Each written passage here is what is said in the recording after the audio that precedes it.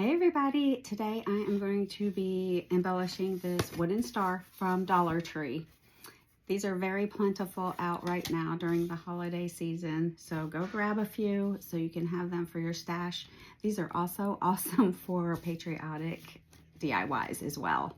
So go grab some stars. The first thing you're going to want to do is put Mod Podge or make your own Mod Podge. This is 3 parts school glue, 1 part water, and you just shake it up really well and it becomes Mod Podge. I'm going to use this up so I can save this.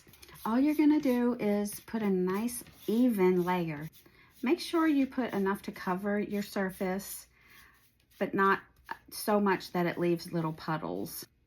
Puddles will create a lot of wrinkles and bubbles and create tears as well. So there won't be any of that happening right here. Everything will be nice and smooth. Once you have this all covered, you're going to dry it completely. A blow dryer works if you're just starting out. You don't have fancy schmancy tools like mine. This is a heat tool. I love it. But I craft every single day. So I'm going to be using wrapping paper from my stash. I got this at Walmart last year. I'm going to skip a step. I'm going to do it the lazy way. You're going to love it though. Because wrapping paper rolls up, it's hard to work with when you're trying to cut it out. We're going to skip all that. We're going to lay this down out like this, put my star on top, and I'm going to take my water pen. Y'all, this is a water pen. I got it from Amazon. I'll put a link for this because you're going to want one of these if you don't already have one. So it's full of water and it's got a felt tip.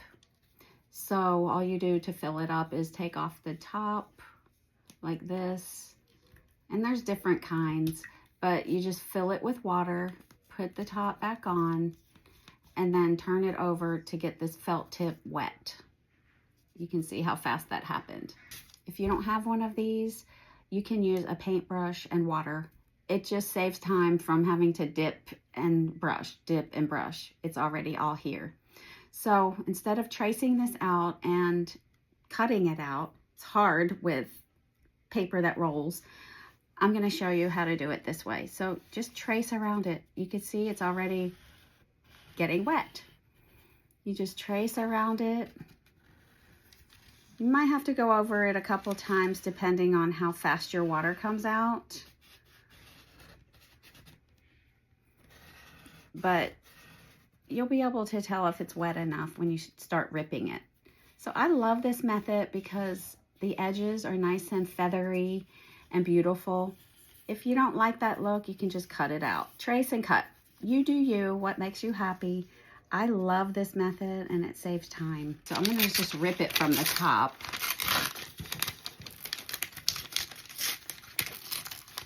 To get it started. So just hold down your star and start ripping around it. Just like this. Look how nice that is. Don't worry if you rip underneath a little bit. Just be careful because everything is fixable. But if you just take your time and go slowly while you're ripping, it's going to turn out perfectly. So I'm just going to lay this on now. I'm getting a piece of parchment paper on top. As you can see, I'm holding it in place. I'm not going to let it go because I don't want it to shift on me. I'm going to lay it on top and I'm going to get my iron and start ironing. This is my Easy Press iron. There are similar ones for much, much less that work just as great. I have that linked in the comments as well from Amazon, okay?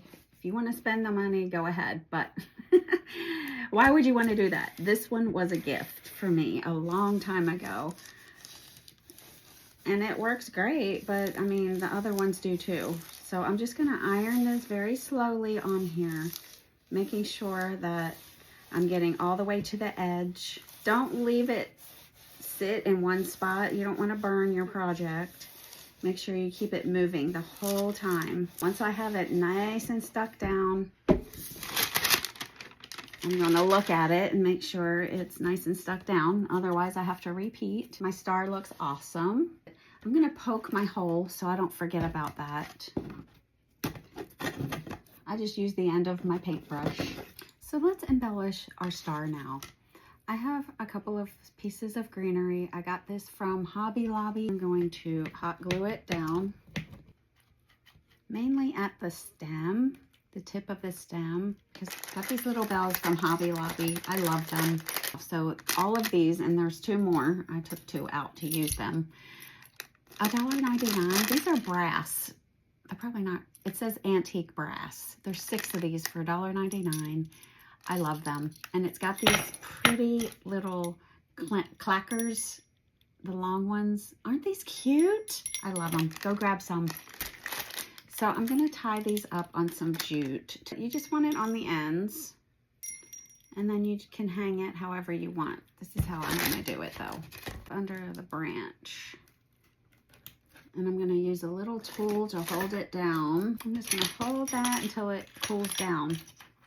I'm going to take another little tiny piece of the greenery and cover that spot up.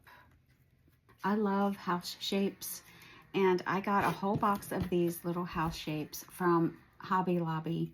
I couldn't tell you when, but I believe it was last year. I'm going to do the same thing as far as how I'm going to hang it. It's got a hole in it. I'm just going to tie a knot in the front.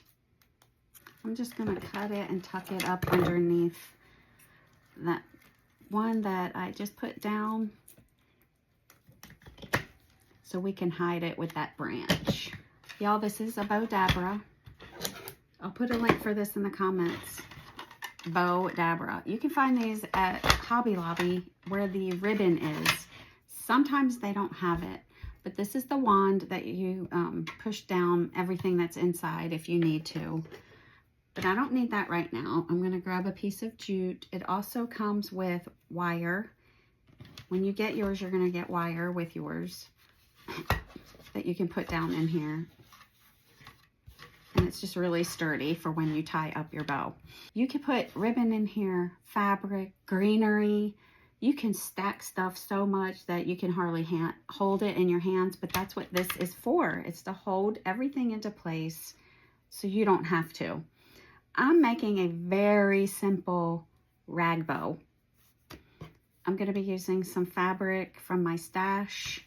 And all I'm going to do is cut strips as I go to the same length. And I'm using different patterns on my fabric. I'm just grabbing black and brown to go with my theme here.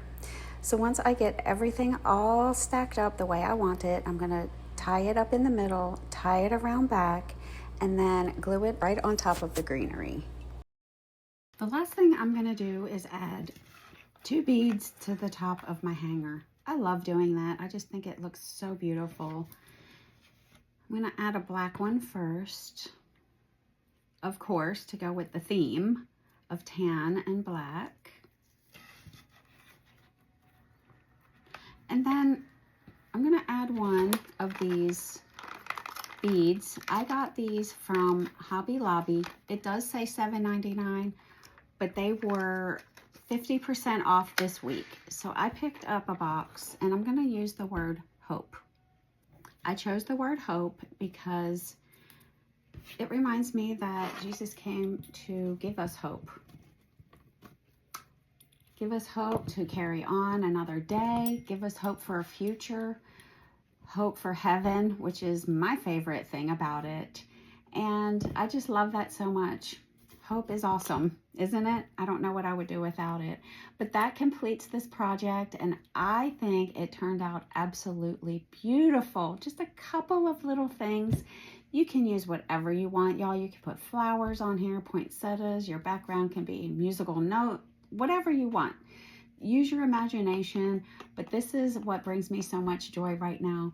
And I love the idea of hope being the center of this, because Jesus is the center of my life, and I love that he gives me hope.